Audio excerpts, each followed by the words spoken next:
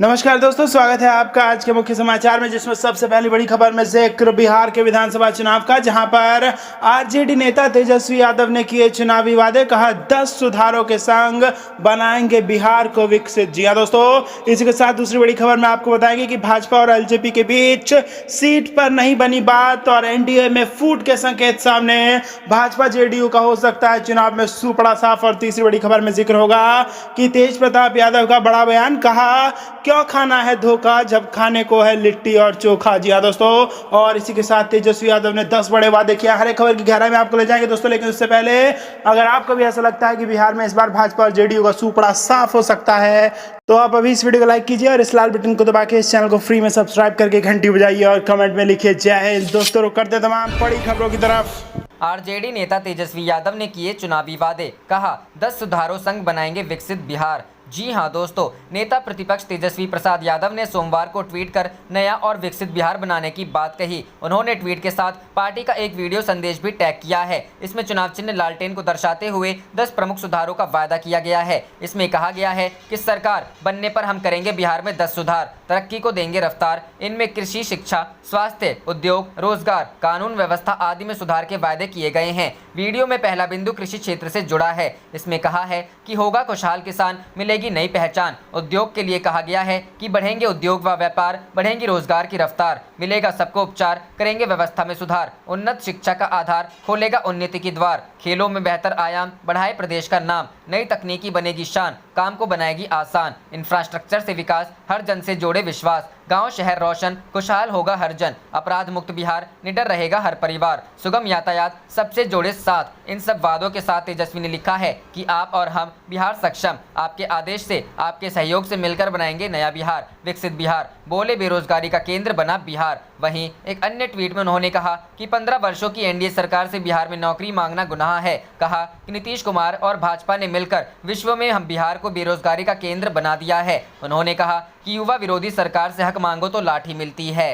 रुख करते हैं अगली खबर की तरफ। भाजपा और एलजेपी के बीच सीटों पर नहीं बनी बात, आज फिर हो सकती है जेपी नड्डा व चिराग पासवान की मुलाकात। जी हां दोस्तों, बिहार में विधानसभा चुनाव के लिए सीट बंटवारे से पहले एनडीए में जोर आजमाइश का दौर शुरू हो गया है। गठबंधन में शामिल दल अपने अपने लिए ज्यादा से ज्यादा सीटें मांगने में लगे हैं। यही कारण है कि अभी तक बंटवारा तय नहीं हो पाया है। सोमवार को दिल्ली में भाजपा के राष्ट्रीय अध्यक्ष जेपी नड्डा से लोजपा अध्यक्ष चिराग पासवान ने मुलाकात की। सीटों के बारे में कोई फाइनल डिसीजन नहीं हुआ। अब संभावना है आज मंगलवार को दोनों के बीच फिर से मुलाकात हो। लोजपा के शीर्षस्थ सूत्रों के अनुसार सोमवार को बातचीत में कोई अंतिम निर्णय नहीं लिया जा सका है। हालांकि दोनों ही दलों द्वारा इस मुलाकात को लेकर कोई आधिकारिक बयान जारी नहीं किया गया है। सीटों को लेकर दोनों दलों के बीच मंगलवार को भी बात होने की उम्मीद है। गौरतलब हो कि एनडीए के घटक दल लोजपा की ओर से पिछले कई दिनों से लगातार जेडीयू के खिलाफ बयान आ रहा है। जेडीयू की ओर से भी चिराग पासवान को काउंटर किया गया। लोजपा ने यह भी कहा था कि वह विधानसभा की 143 सीटों पर अपना प्रत्याशी उतारने की तैयारी कर रही है। इन सभी बातों को लेकर एनडीए में असमंजस की स्थिति बनी हुई है। चिराग की कई बैठक में नीतीश कुमार पर सीधा हमला किया गया।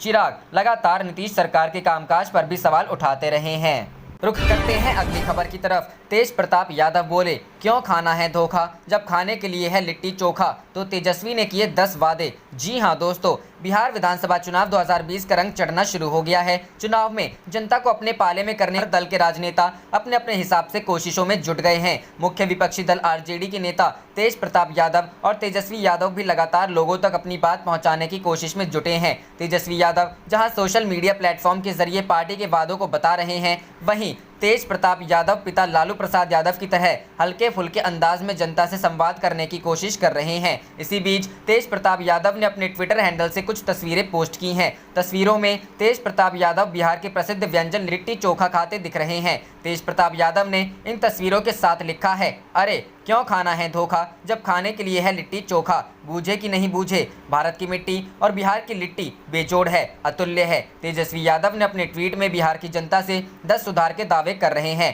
पहला, होगा खुशहाल किसान, मिलेगी नई पहचान। दूसरा, बढ़ेंगे उद्योग व व्यापार, बढ़ेगी रोजगार की रफ्तार। तीसरा, मिलेगा सबको उपचार, करेंगे व्यवस्था में सुधार। चौथा, उन्नत शिक्षा का आधार, खोलेगा उन्नति के द्वार। पांचवा, खेलों में बेहतर आयाम, बढ़ाए प्रदेश का नाम। छठा, नई तकनीकी बनेगी शान, काम को बनाएगी आसान। सातवां, इंफ्रास्ट्रक्चर से विकास, हर जन से जोड़े विश्वास। 8वां, गांव शहर रोशन खुशहाल होगा हर जन। 9वां, अपराध मुक्त बिहार निडर रहेगा हर परिवार। और 10वां, सुगम यातायात सबसे जोड़े। साथ यहां बता दें कि तेजस्वी यादव बिहार की जनता से वादा कर चुके हैं कि अगर वह सत्ता में आते हैं तो 10 लाख लोगों को रोजगार देंगे। यह फैसला सरकार की पहली कैबिनेट बैठक में लिया जाएगा।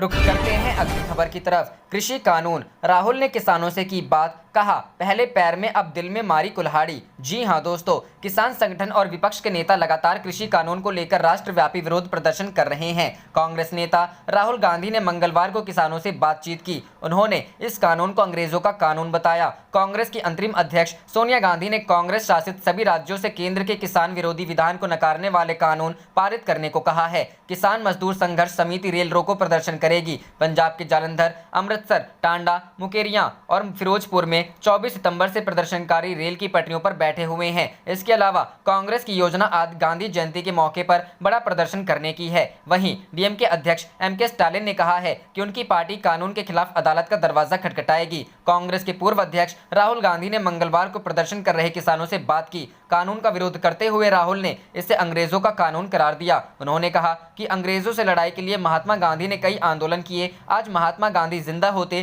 तो इस कानून का विरोध करते। कांग्रेस नेता ने कहा कि 3 कृषि किसान और नोटबंदी जीएसटी में कोई फर्क नहीं है। पहले पैर में कुल्हाड़ी मारी और अब दिल में चोट की। मोदी सरकार पर निशाना साधते हुए राहुल ने कहा कि इन्हें ये बात समझ नहीं आएगी, ये लोग तो अंग्रेजों के साथ खड़े थे। रुक करते हैं अगली खबर की तरफ। बिहार में तेजी से घटे कोरोना केस, लेकिन टेस्ट क्वालिटी सवालों के घेरे में। जी हां दोस्तों, बिहार प्रशासन आगामी विधानसभा चुनावों की तैयारी में व्यस्त है। दूसरी तरफ राज्य में कोरोना से निपटने की रणनीतियों को लेकर राजनीति तेज हो गई है। महामारी के शुरुआती दिनों में स्वास्थ्य विशेषज्ञ बिहार को लेकर चिंतित थे, क्योंकि यहाँ न सिर्फ भारत की सबसे ज्यादा प्रवासी आबादी रहती है, बल्कि स्वास्थ्य सुविधाएं भी ठीक नहीं है। लेकिन कोरोना वायरस के खिलाफ लड़ाई में बिहार काफी आगे निकलता दिख रहा है, क्योंकि यहाँ केसों की संख्या उल्लेखनीय ढंग से कम हो गई है। विशेषज्ञों की राय है रैपिड एंटीजन टेस्ट का व्यापक उपयोग भी केसों में गिरावट का एक कारण हो सकता है, जिसकी विश्वसनीयता पहले से ही सवालों के घेरे में है। अगर सितंबर के पिछले 2 हफ्तों की तुलना अगस्त की इसी अवधि से करें तो राज्य के लगभग सब जिलों में कम केस दर्ज किए गए हैं। जिलेवार आंकड़ों से पता चलता है कि बिहार के 38 में से 36 जिलों में कोरोना केसों की संख्या कम हो गई है। सबसे ज्यादा गिरावट पटना में दर्ज हुई है। 11 से 23 अगस्त के बीच पटना में जितने केस दर्ज हुए थे, उनकी तुलना में 11 से 23 सितंबर के बीच 1817 केस कम दर्ज हुए। इसके अलावा पश्चिम चंपारण में 1325, बेगूसराय में 1249 और मधुबनी में 1188 कम केस दर्ज हुए। सिर्फ सुपौल और जमुई 2 ऐसे जिले हैं जहां 11 से 23 अगस्त की तुलना में सितंबर की इस अवधि में ज्यादा केस दर्ज हुए हैं। सुपौल में 270 और जमुई में 53 केस ज्यादा दर्ज हुए हैं। नए केस में ये गिरावट ऐसे समय में दर्ज की गई है जब राज्य सरकार ने कोरोना की रोजाना टेस्टिंग बढ़ा दी है। 11 अगस्त को राज्य में 75,500 टेस्ट हुए थे। 21 सितंबर को एक दिन में होने वाले टेस्ट की संख्या 1.94 लाख रही। इंडिया टुडे की डेटा इंटेलिजेंस यूनिट ने विश्लेषण किया कि सितंबर और अगस्त के 2 हफ्ते की अवधि में कितने नए केस जुड़े। रुख करते हैं अगली खबर की तरफ। 2 अक्टूबर को कांग्रेस करेगी किसान मजदूर बचाओ दिवस का आयोजन, देश भर में होगा विरोध प्रदर्शन। जी हां दोस्तों, कृषि विधेयकों के विरोध में कांग्रेस 2 अक्टूबर को किसान मजदूर बचाओ दिवस का आयोजन करेगी। इन प्रदर्शनों में देश भर के हर विधानसभा और जिला मुख्यालयों पर धरने और मार्च होंगे। कांग्रेस की अंतरिम अध्यक्ष सोनिया गांधी ने सभी कांग्रेस शासित राज्यों से अपील की है कि वे कानून पारित करके इन अत्याचारी विधानों को दरकिनार करने की संभावनाएं तलाशें, ताकि केंद्र द्वारा किसानों पर हो रहे घोर अन्याय को रोका जा सके। कांग्रेस ने कृषि संबंधी कानूनों के खिलाफ सोमवार को विभिन्न राज्यों की राजधानियों में प्रदर्शन किया। कांग्रेस अध्यक्ष सोनिया गांधी ने पार्टी शासित प्रदेशों की सरकारों से कहा कि वे इन कानूनों को निष्प्रभावी करने के मकसद से अपने यहाँ कानून पारित करने की संभावनाओं पर विचार करें। पार्टी के संगठन महासचिव केसी वेणुगोपाल की ओर से जारी बयान के मुताबिक सोनिया ने कांग्रेस शासित प्रदेशों को सलाह दी है कि वे संविधान के अनुच्छेद 254A के तहत कानून पारित करने के संदर्भ में गौर करें। वेणुगोपाल ने कहा कि यह अनुच्छेद इन कृषि विरोधी एवं राज्यों के अधिकार क्षेत्र में दखल देने वाले केंद्रीय कानूनों को निष्प्रभावी करने के लिए राज्य विधानसभाओं को कानून पारित करने का अधिकार देता है। उल्लेखनीय है कि वर्तमान में पंजाब, राजस्थान, छत्तीसगढ़ और पुडुचेरी में कांग्रेस की सरकारें हैं। महाराष्ट्र और झारखंड में वह गठबंधन सरकार का हिस्सा है। राहुल गांधी ने सरकार पर साधा निशाना। कांग्रेस के पूर्व अध्यक्ष राहुल गांधी ने कृषि संबंधी कानूनों को लेकर सोमवार को सरकार पर फिर निशाना साधा और आरोप लगाया कि किसानों की आवाज संसद और बाहर दोनों जगह दबाई गई। उन्होंने राज्यसभा में इन विधेयकों को पारित किए जाने के दौरान हुए हंगामे से जुड़ी एक खबर शेयर करते हुए ट्वीट किया कृषि संबंधी कानून हमारे किसानों के लिए मान है। उनकी आवाज़ संसद और बाहर दोनों जगह दबाई गई। यहाँ इस बात का सबूत है कि भारत में लोकतंत्र खत्म हो गया है। रुख करते हैं अगली खबर की तरफ। कांग्रेस राज्य सरकारें उठाने जा रहे ये कदम, मोदी सरकार की बढ़ी मुसीबत। जी हां दोस्तों, कांग्रेस ने केंद्र सरकार द्वारा बनाए गए नए कृषि कानूनों के खिलाफ लड़ाई लड़ने का मूड बनाया है। एक बड़ा कदम उठाते हुए कांग्रेस अध्यक्ष सोनिया गांधी ने कांग्रेस शासित राज्यों की सरकारों से कहा है कि वे इस कानून को निष्प्रभावी बनाने के लिए स्वयं कानून पारित करने की संभावना पर विचार करें। पार्टी अध्यक्ष ने कांग्रेस सरकारों से कहा है कि वे संविधान के अनुच्छेद 254(2) के तहत कानून पारित करें। पंजाब सहित अन्य कांग्रेस शासित राज्यों में इस कानून का पहले से ही कड़ा विरोध हो रहा है। मीडिया रिपोर्टर्स के अनुसार कांग्रेस महासचिव केसी वेणुगोपाल ने कहा कि मोदी सरकार द्वारा शुरू से उठाए जा रहे इन कदमों का कांग्रेस पुरजोर विरोध कर रही थी। वेणुगोपाल ने कहा कि पार्टी अध्यक्ष ने जिस लेख को संदर्भित किया है वह विधानसभाओं को राज्य के अधिकार क्षेत्र का अतिक्रमण करने वाले केंद्रीय कानूनों को नकारने के लिए कानून पारित करने की अनुमति देता है। मीडिया रिपोर्टर्स के अनुसार वेणुगोपाल ने दावा किया कि यह कदम कांग्रेस शासित राज्यों में कृषि संबंधी कानूनों को खारिज करने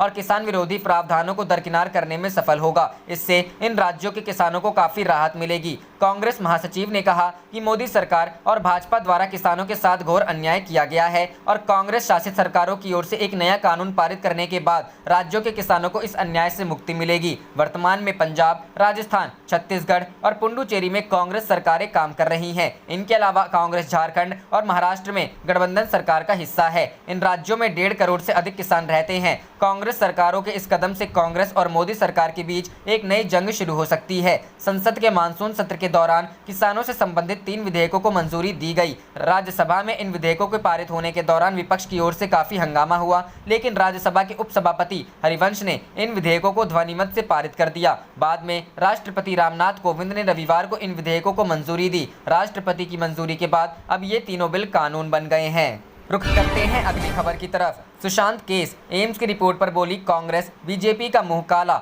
महाराष्ट्र का अपमान किया। जी हां दोस्तों, एक्टर सुशांत सिंह राजपूत केस में बड़ा खुलासा है। आज तक के पास एम्स की रिपोर्ट की एक्सक्लूसिव जानकारी मिली है। सूत्रों से खबर है कि रिपोर्ट में सुशांत के विसरा में जहर नहीं मिला है। साथ ही रिपोर्ट में मुंबई के कूपर अस्पताल के डॉक्टरों को क्लीन चिट नहीं देने का जिक्र है। रिपोर्ट में कूपर अस्पताल की जांच को और विस्तार से देखने की जरूरत बताई गई है। इस रिपोर्ट के सामने आने के बाद भारतीय जनता पार्टी पर कांग्रेस हमलावर है। कांग्रेस प्रवक्ता सचिन सावंत ने कहा कि अब एम्स का रिपोर्ट आने के बाद बीजेपी का मुंह पूरी तरह से काला हो चुका है। बीजेपी का षड्यंत्र बेनकाब हो गया है। गुप्तेश्वर पांडे को वीआरएस ऐसे ही नहीं मिली। मुंबई पुलिस को जिस घिनौने तरीके से बदनाम किया गया, महाराष्ट्र का अपमान किया गया, बीजेपी को महाराष्ट्र की जनता माफ नहीं करेगी। कांग्रेस प्रवक्ता सचिन सावंत ने कहा कि बीजेपी का मुंह काला होने की प्रक्रिया शुरू हो गई है। सुशांत सिंह राजपूत की मौत का राजनीतिक इस्तेमाल करने का पाप बीजेपी को महंगा पड़ेगा। 3 एजेंसियों को राजनीतिक षड्यंत्र के तहत महाराष्ट्र में लाया गया। सीआरपीसी और संघ राज्य प्रणाली की धज्जियां उड़ाई गई। बिहार पुलिस का इस्तेमाल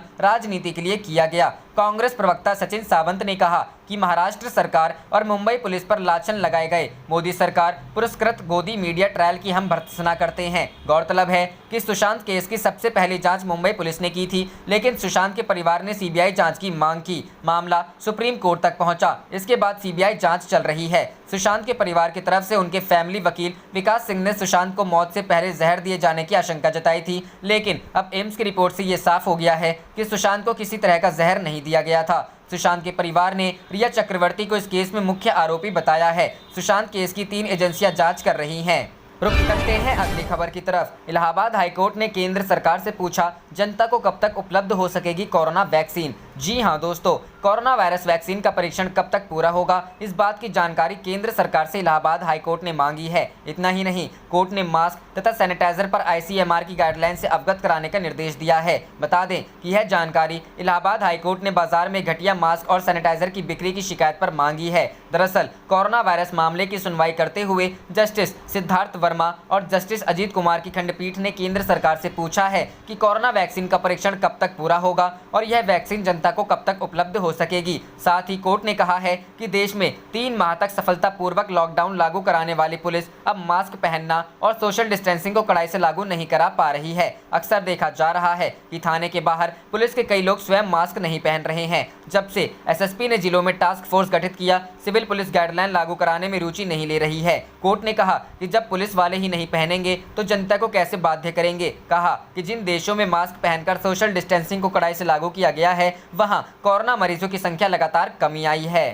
करते हैं अगली खबर की तरफ। अनलॉक 5 में खोले जा सकते हैं मॉल, स्कूल और सिनेमा हॉल। जी हां दोस्तों, कोरोना महामारी के चलते मार्च से लागू देशव्यापी लॉकडाउन को अनलॉक करने का 5वां चरण 1 अक्टूबर से शुरू होगा। इसके दिशा निर्देश अगले 1-2 दिन में जारी हो जाएंगे। माना जा रहा है कि अनलॉक 5 में मॉल, स्कूल, सिनेमा हॉल खोलने की छूट मिल सकती है। वहीं पर्यटन और धार्मिक स्थलों पर आवागमन के नियमों में भी ढील की उम्मीद की जा रही है। फिलहाल अनलॉक 4 चल रहा है, जो 30 सितंबर तक के लिए है। चौथे चरण में सरकार ने 21 सितंबर से स्कूलों को आंशिक रूप से खोलने की इजाजत दी थी, लेकिन इसमें शर्तें थीं। इसमें कक्षाएं चलाने की नहीं, बल्कि शिक्षकों से केवल परामर्श की इजाजत है। इसके लिए भी अभिभावकों से लिखित में सहमति लेना अनिवार्य है। 5वें चरण में बोर्ड परीक्षा के मद्देनजर 9वीं से 12वीं तक की नियमित कक्षाएं शुरू करने की उम्मीद की जा सकती है। 8वीं तक के बच्चों की कक्षाएं अभी भी संभव है कि न शुरू हो। इसके अलावा त्योहारी सीजन होने के चलते उम्मीद की जा रही है कि सरकार मॉल खोलने की इजाजत दे दे। हालांकि अभी जिस रफ्तार से कोरोना संक्रमण जारी है, उससे सरकार अनिश्चय की स्थिति में है, लेकिन व्यापारियों के लिए यही कारोबार का वक्त है।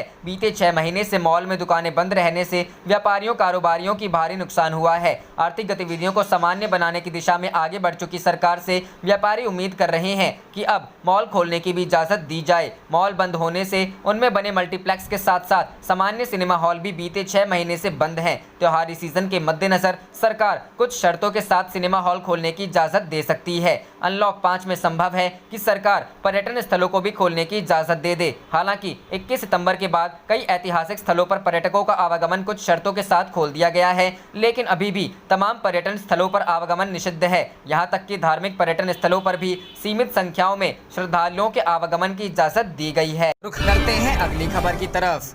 राजद ने दिया उपेंद्र कुशवाहा को दिया बड़ा झटका, पार्टी के प्रदेश अध्यक्ष को किया अपने पाले में। जी हां दोस्तों, महागठबंधन में तेजस्वी यादव के नेतृत्व को नकार कर वहां से निकले रालोसपा प्रमुख उपेंद्र कुशवाहा को राजद ने 28 सितंबर सोमवार को जोरदार झटका दिया। उपेंद्र की पार्टी रालोसपा के प्रदेश अध्यक्ष भूदेव चौधरी को राजद ने अपने पाले में ले लिया है। नेता प्रतिपक्ष खुद तेजस्वी यादव ने रालोसपा के प्रदेश अध्यक्ष भूदेव चौधरी को राजद में शामिल कर लिया। यह उस समय हुआ जब उपेंद्र कुशवाहा नए सिरे अपने ठिकाने को ले मंथन कर रहे हैं। राष्ट्रीय लोक समता पार्टी महागठबंधन से अलग हो गई है। वर्तमान में उपेंद्र कुशवाहा दिल्ली में एनडीए के साथ गठबंधन की राह तलाश रहे हैं। इधर आज ही बिहार में बने तीसरे मोर्चे में भी उनके शामिल होने की चर्चा जोरों पर है। भूदेव चौधरी को रालोसपा ने पिछले वर्ष 2019 के अक्टूबर में ही पार्टी की प्रदेश इकाई की कमान सौंपी थी। तेजस्वी ने भूदेव चौधरी को अपने आवास पर राजद की प्रदेश अध्यक्ष जगदानंद सिंह की मौजूदगी में पार्टी की सदस्यता दिलाई। उपेंद्र कुशवाहा सोमवार को दिल्ली से पटना लौट आए। उन्होंने पार्टी के प्रमुख साथियों के साथ चुनाव अभियान पर चर्चा की। रुख करते हैं अगली खबर की तरफ। आरजेडी में शामिल होते ही लवली आनंद ने नीतीश सरकार पर लगाए गंभीर आरोप।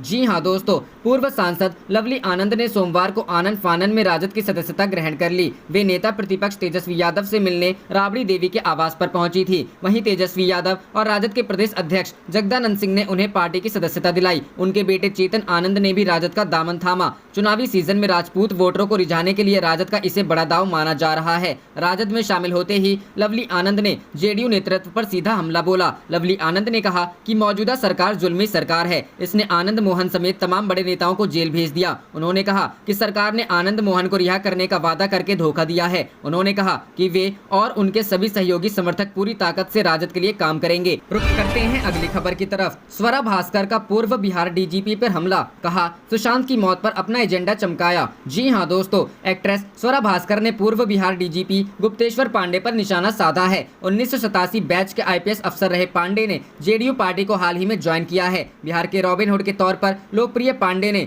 सुशांत सिंह राजपूत मामले में बिहार के मुख्यमंत्री नीतीश कुमार को लगातार डिफेंड किया है और उन्होंने इस मामले में सीबीआई जांच का भी सपोर्ट किया था। 1987 बैच के आईपीएस अफसर रहे पांडे ने जेडीयू पार्टी को हाल ही में ज्वाइन किया है। माना जा रहा है कि वे अगले महीने होने जा रहे बिहार विधानसभा चुनाव की तैयारी कर रहे हैं। स्वरा ने पांडे की इस मौका परस्ती पर भी निशाना साधा है। इस खबर पर रिएक्ट करते हुए स्वरा ने लिखा, चलिए यही था किसी के दुखद अंत पर अपना एजेंडा चमकाना। गौरतलब है कि बिहार डीजीपी गुप्तेश्वर पांडे सुशांत केस के चलते काफी सुर्खियों में रहे हैं। उन्होंने बीएमसी द्वारा आईपीएस अफसर विनय तिवारी को क्वारंटीन किए जाने पर मुंबई प्रशासन की कड़ी आलोचना की थी। इसके अलावा उन्होंने ये तक कह दिया था कि रिया चक्रवर्ती की औकात क्या है। रुख करते हैं अगली खबर की तरफ। सरकार के खिलाफ गोरखपुर में भारतीय किसान यूनियन का बड़ा प्रदर्शन, किसान कानून वापस लेने की मांग। जी हां दोस्तों, किसान बिल को लेकर पूरे देश में विरोध हो रहा है। भारतीय किसान यूनियन ने गोरखपुर में विभिन्न मांगों को लेकर विरोध मार्च निकाला। गोरखपुर के प्रमुख गोलघर से विरोध मार्च के रूप में पद यात्रा निकालते हुए भाकियों के कार्यकर्ता कलेक्ट्रेट पहुंचकर जिलाधिकारी के माध्यम से राष्ट्रपति को संबोधित ज्ञापन सौंपा। इस अवसर पर सैकड़ों की संख्या में भाकियों कार्यकर्ताओं ने किसान बिल वापस लेने की मांग भी की। भारतीय किसान यूनियन जिला इकाई ने गोरखपुर में विभिन्न मांगों को लेकर आज गोलघर की सड़कों पर पदयात्रा निकालकर भाजपा सरकार पर निशाना साधा। भारतीय किसान यूनियन के पदाधिकारी और किसानों ने गोलघर की सड़कों पर नारेबाजी करते हुए किसान कानून वापस लेने की मांग की। आप देख रहे थे आपका अपना चैनल जय हिंद जय भारत।